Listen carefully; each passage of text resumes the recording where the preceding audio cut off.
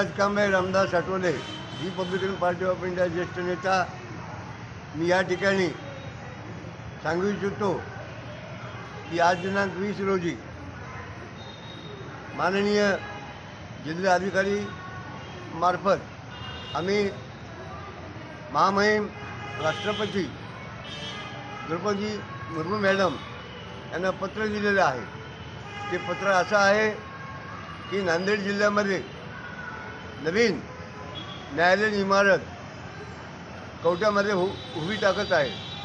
त्या ठिकाणी डॉक्टर बाबासाहेब आंबेडकर यांचा पुतळा व संविधानाची शिलालेख प्रत त्या ठिकाणी स्थापन करण्यात यावी अशी मागणी जनता पॅन्थरच्या वतीनं नवयुवक पोरांनी केलेली आहे। मी त्यांचा मार्गदर्शक या नात्यानं मी शासनाला व भारत सरकारला विनंती करतो की आमच्या मागणीचा विचार त्यांनी करावा, कारण हा देश जो चालतो भारतीय संविधानावर चालतो।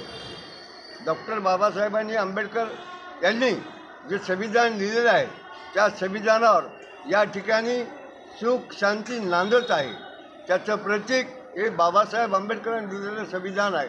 म्हणून ज्या ठिकाणी न्याय मिळतो त्या ठिकाणी बाबासाहेबांचं संविधान ठेवायला हरकत नाही आणि आम्ही ती हरकत घेणार नाही, कारण बाबासाहेबांचा पुतळा आणि बाबासाहेबांचा संविधानाची प्रत त्या ठिकाणी शिलालेखामध्ये ठेवण्यात यावी अशी Republican Party of India Ramdas आठवलेच्या वतीनं व महाराष्ट्र जनता पॅन्थरच्या वतीनं मी करत आहे।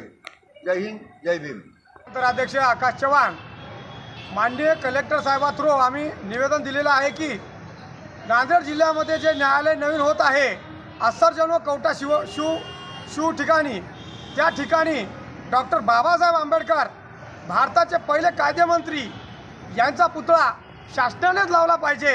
ही आमच्यावर दुर्दैव आहे की आम्हाला त्याची मागणी करावी लागत आहे। ही इथल्या सरकारला व आमच्यासारख्या माणसाने मागणी करायची गरज पडू नये। सरकारनं आपल्या मनानं तिथे डॉक्टर बाबासाहेब आंबेडकर व भारताचे संविधान तिथं शिलालेख स्वरूपामध्ये निर्माण केले पाहिजे।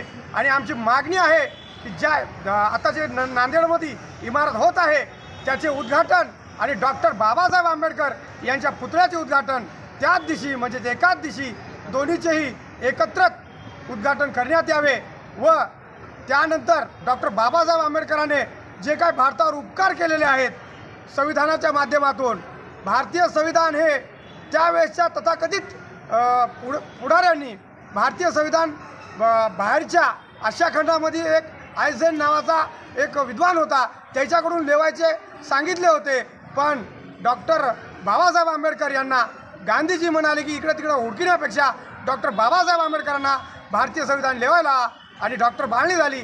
त्यानंतर मुंबई प्रांतामधून डॉक्टर बाबासाहेब आंबेडकर निवडून आले आणि घटना समितीमध्येच 30 ऑक्टोबर 1947ला मसुदा समितीचे अध्यक्ष झाले आणि त्यानंतर कायदेमंत्री झाले। स्वतंत्र भारताचे पहिले कायदेमंत्री झाले।